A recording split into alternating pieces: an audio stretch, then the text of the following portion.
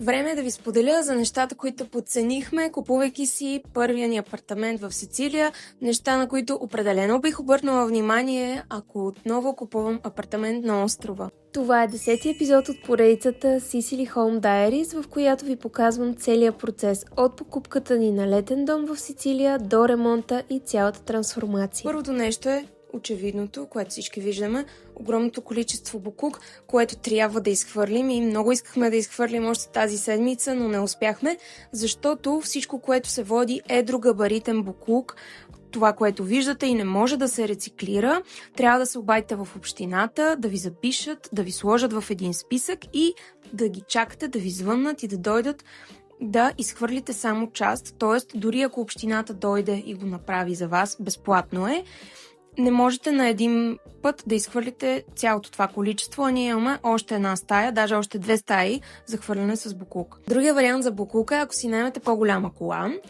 и сами си го изхвърлите в така наречените екологика центрове, където приемат такъв тип нерециклируем едрогабаритен боклук.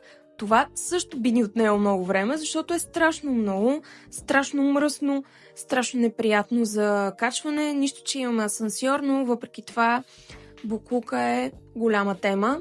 Няма просто кофи отпред пред блока, където може да си оставяме тоалетната чиния и матрака, така че това определено би го помислила следващия път, когато гледам имот в Сицилия.